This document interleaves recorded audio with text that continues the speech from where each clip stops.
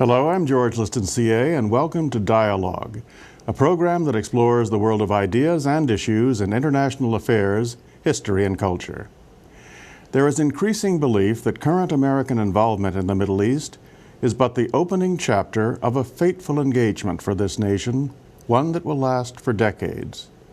If indeed so many of our tomorrows will be consumed with the turmoil of these ancient lands, it behooves us to grasp the meaning of yesterday and of how America first came to deal with these volatile territories.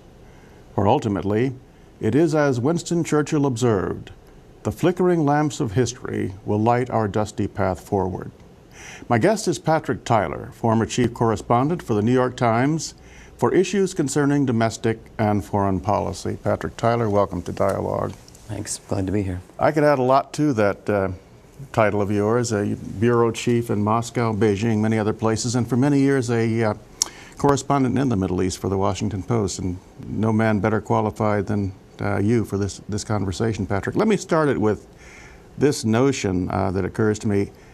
The Middle East is really a region like no other when we think of foreign policy, because the world's three of the world's great confessional faiths are based there, and that conflation of religion and politics must make it a very complicated place indeed. Is that your opinion? That's true. History has burdened the region with the great weight of conflict, of parallel development tracks between religions, but rivalries and competitions. Add to that, geographically, it has laid it at the crossroads of continents and great pathways that are essential for controlling the lines of communication in conflict, in world conflict. Yeah. That's what made it so important in the world wars. That's an excellent point also about the geography of the region and the fact, of course, that oil underlies a lot of that geography.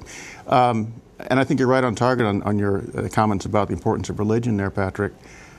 What about a different aspect of the religion question, one that's really in the pages right now, and as someone who's lived there, I think you might help us with this, the Sunni-Shiite conflict. I mean, this looks to me, obviously it's very bloody, it's brutal. Is it a religious civil war? Is this something that was bound to happen at some point, just festering over time and now let loose in full fervor? I don't think it was bound to happen. I'm not sure it's let loose in full fervor. It certainly is very intense in a very specific way in Iraq. Mm-hmm. The Sunni and the Shia also in Lebanon are testing each other's limits for tolerance in trying to put a conflict that is much more complex and has much more intrusive factors from the outside playing with it. But I don't think it's inevitable that we are headed into a period in which the conflict within Islam is going to get worse. The extremist jihadist and Salafist of fundamentalist streaks in both the Sunni and Shia branch of the religion are in a state of agitation and war and mobilization against the rest of the world, against modernity in one sense, right. But also against their brothers.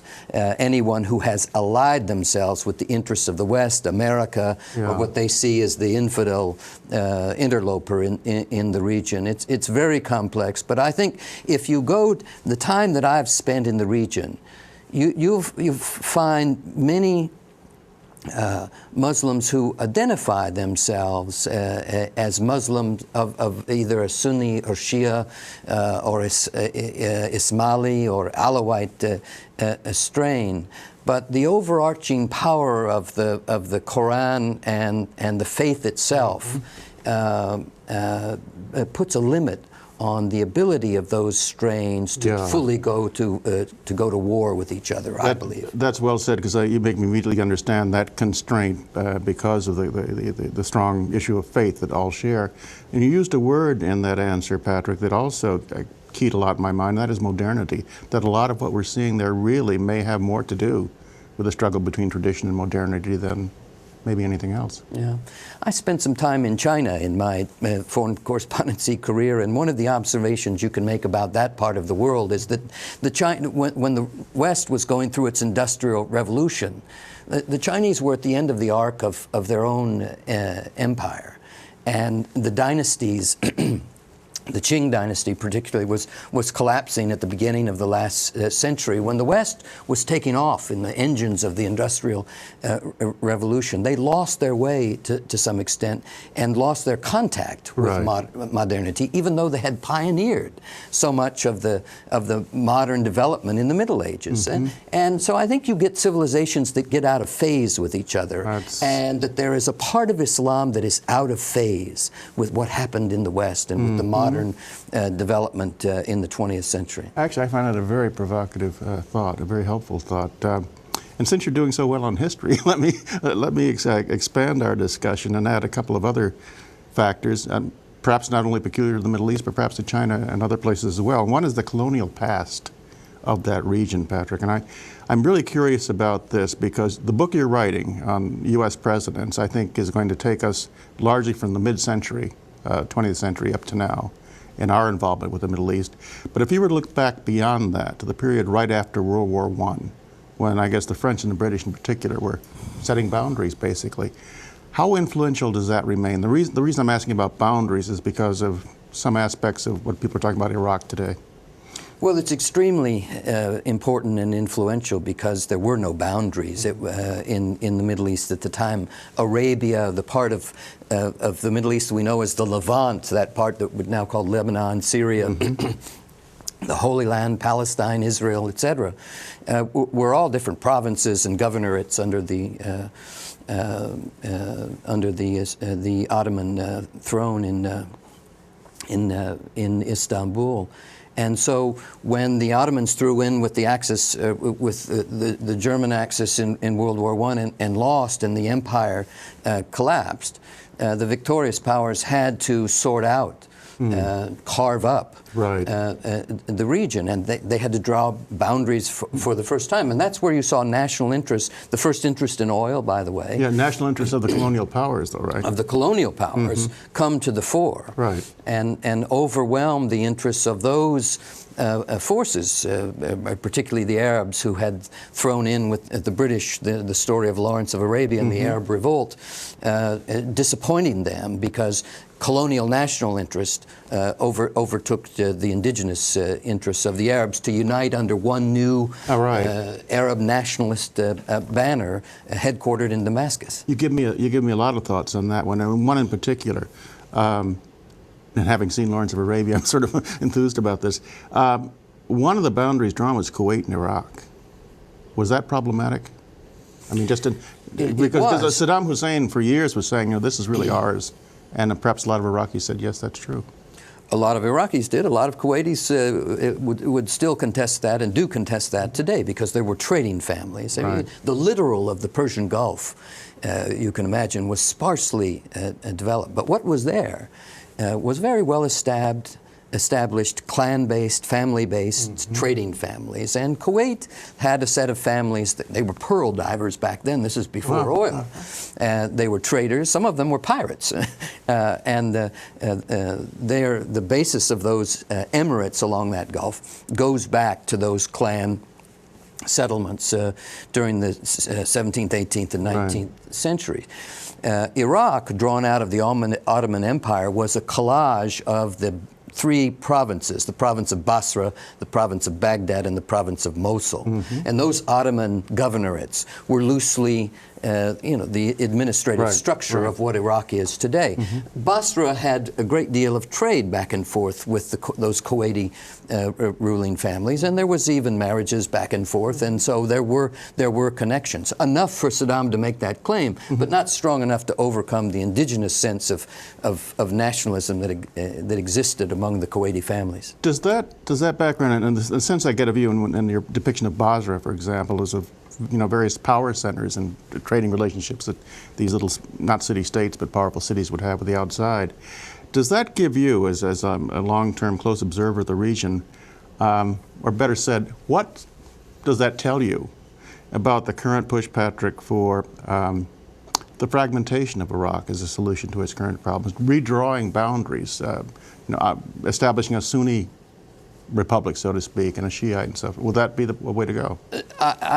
I tend to resist that formulation very strongly, only because it's very hard to go back once you create nations and create their neighbors that engage in their own relations with the country that was formed between them. So what happened in 1922 was when Iraq was made a nation, those old Ottoman provinces were squeezed together under the first monarchy that the British basically created. They put young Faisal on the throne.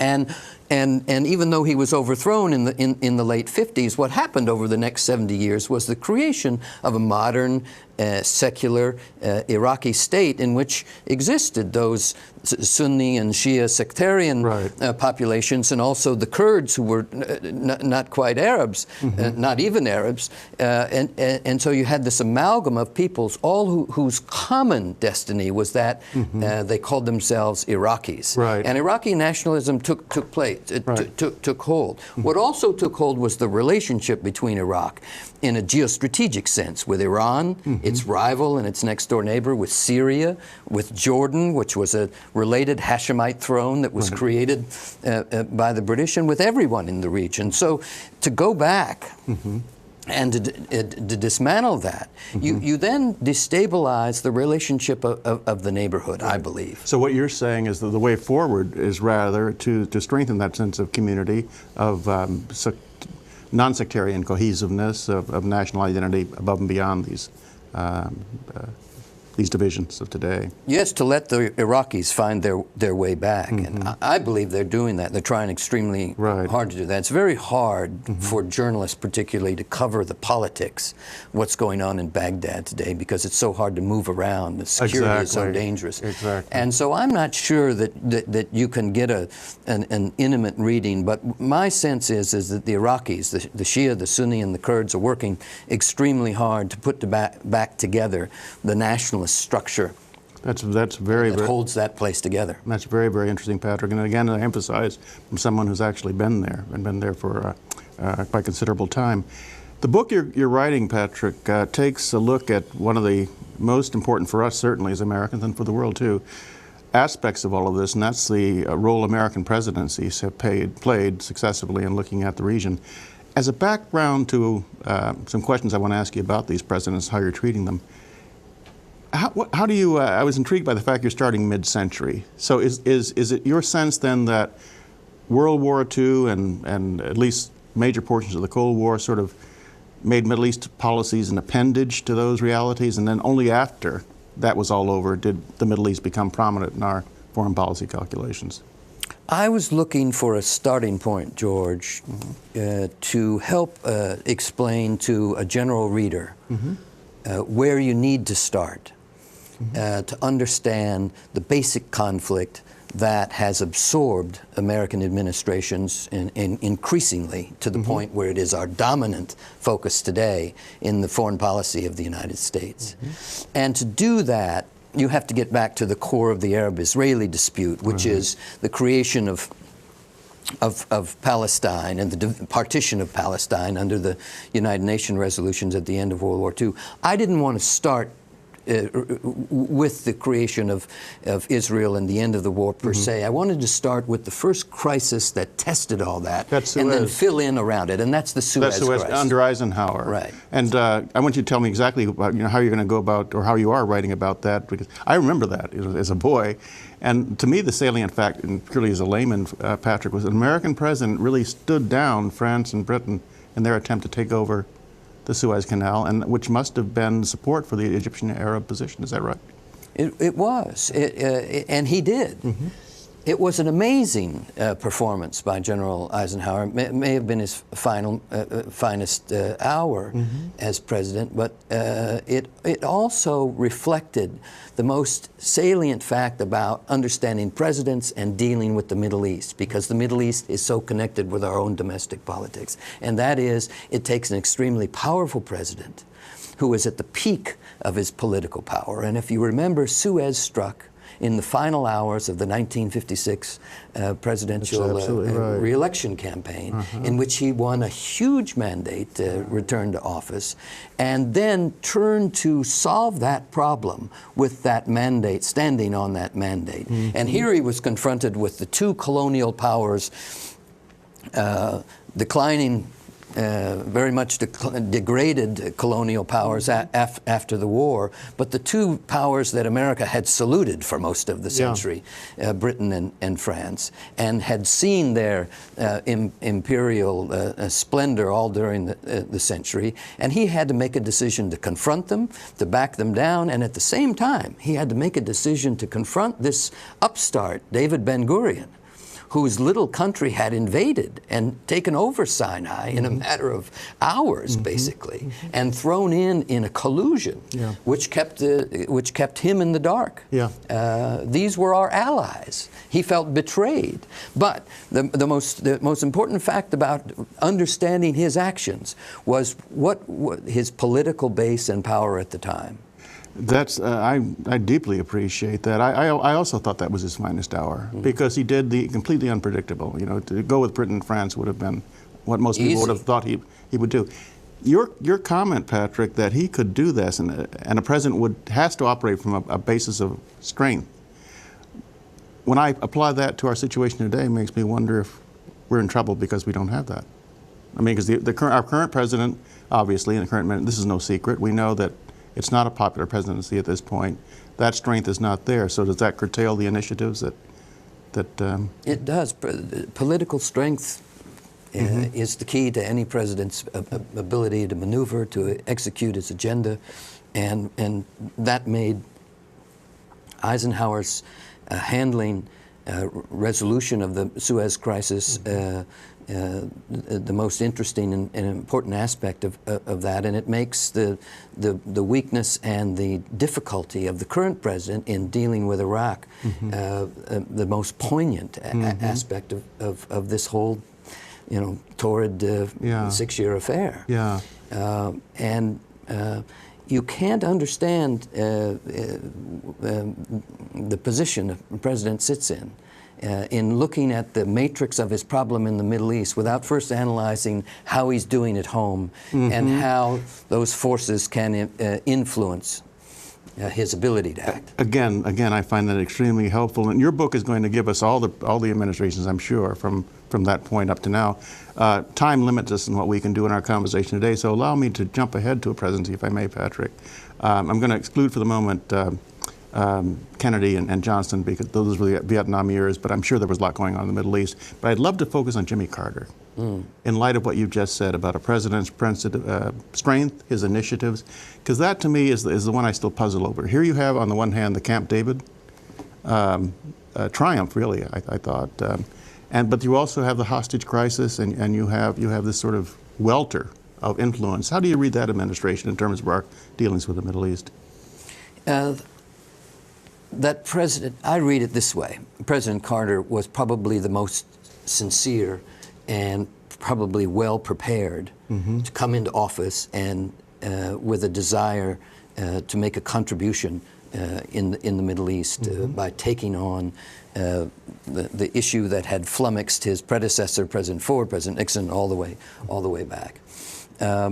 He made about as many mistakes as you could make in preparing the ground for that. When he came into office, Yitzhak Rabin was the prime minister of Israel. It was not the Yitzhak Rabin we knew later on. He was not the man who had crossed the Rubicon and was ready to make peace with the Arabs. He was the tough, hardline general who believed in using the iron hand against his Arab foes. And his administration in Israel was shaky and it was falling apart. And Menachem Begin, the Likud, was making its hardest run to knock down the edifice of the Labor Party, which had dominated Israeli politics since the state had been founded. Jimmy Carter came into office and immediately started talking about the need for a Palestinian homeland. And this, of course, not only set off the alarms in Israel, because they weren't dealing with the PLO. They didn't want to deal with the PLO. If they weren't going to deal with the PLO, the question was who was the Arab interlocutor to make peace in the Holy Land? Was it King Hussein? Could King Hussein make peace?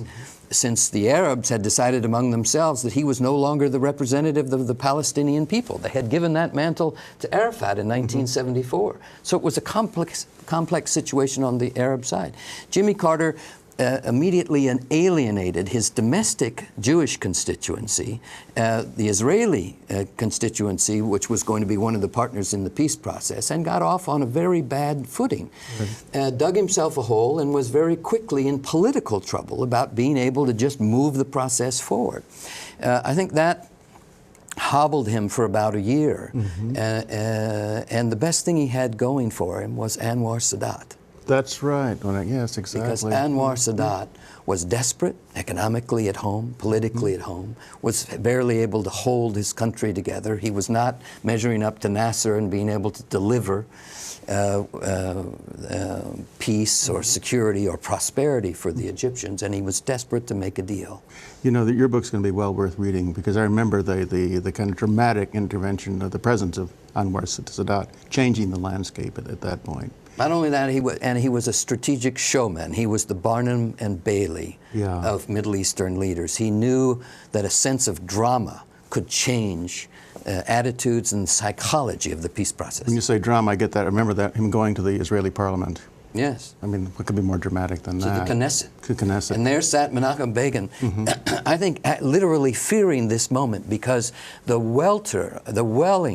wellspring of goodwill that appearance and that speech created around the world, this peacemaker, this man taking a risk, had put Begin on the defensive to make peace. And he didn't want to make peace. He didn't want to give up the West Bank. That was a very dramatic moment, Patrick Tyler. I'm sure that'll be reflected in the book. But he reminds me, in a kind of almost perverse way, of a moment that might have been very dramatic, but was also kind of secret, at least in my sense as a layperson, what was going on. I'm jumping ahead sort of heroically right now, but there was a point, I've always wanted to ask someone who's in the know about this, toward the end of the Clinton administration, when we have different actors and different players, we have Ehud Barak and Yasser Arafat, and to bring a vast, complex story down to one sentence, there was a sense that, at least argument many put forward, that we were very close to a major settlement at that point, and then things went awry. Were we close? And if they did, and they did obviously go awry, why did that happen?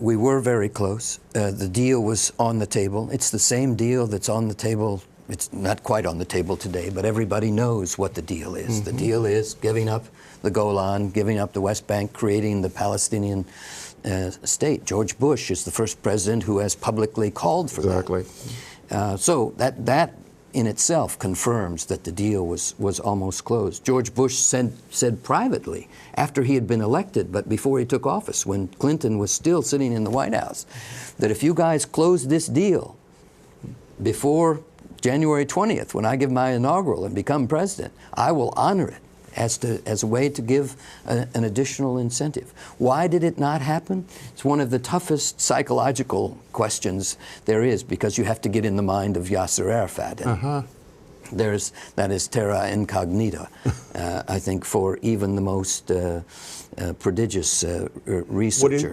My own belief about the reason he didn't make peace, if I can give you a short answer, is that he thought politics were changing. Ariel Sharon was going to take out Barak and was going to win the Israeli election, and he thought Ariel Sharon would make a hash out of the peace process, and that there'd be a backlash against him, and that Arafat would benefit from that. He saw that the Arab leaders wanted him to make a tougher deal on Jerusalem, because the question of Jerusalem had only been opened for the first time just a few months before, and there were a lot of complex things to talk about. You're saying he thought Barak was a lame duck, so to speak? Yes. And that he would then face Sharon, who would be a tough person to deal with, and the whole thing would fall apart. Would fall apart the way Netanyahu had. Remember, Arafat had some experience with Israeli leaders, and Netanyahu had come in and tried to dismantle the edifice of the peace process. And I think Arafat, because he had watched the process develop for 20 years, believed that the people who were going to win would be on the side of peace, and that people who came in out of political expediency and knocked off those peace leaders, like Rabin was knocked off, like Perez was then pushed out of office, wouldn't last, that they would again be turned out, and that the publics in both the Palestinian community and the Jewish community wanted peace, and that it would come back his way. How I wish he had calculated otherwise. That's one of the great lost moments in history, I think. What do you think are the further principles that you would advise us to be looking for in candidates and administrations as we go forward in this, what looks like an obviously very troubled 21st century in the Middle East? What should American presidents be concentrating on? Bringing the parties back to the table and not just paying lip service to that.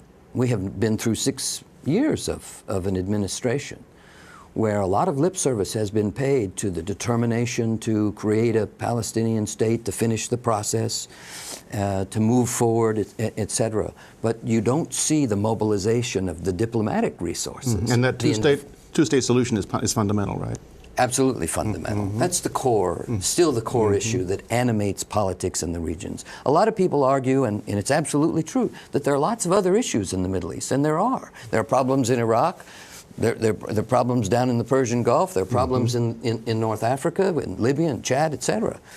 But if you look at a problem that affects how people regard each other and affects their ability, their willingness to trust each other, it goes back to this core issue that animated politics at the end of the war. At the time, the UN was being created around certain fundamental principles, one of which was that there needed to be a homeland for the Jews in Palestine and for the native Arab population in Palestine. And we're well advised to stick to those basics. Absolutely. Make that happen.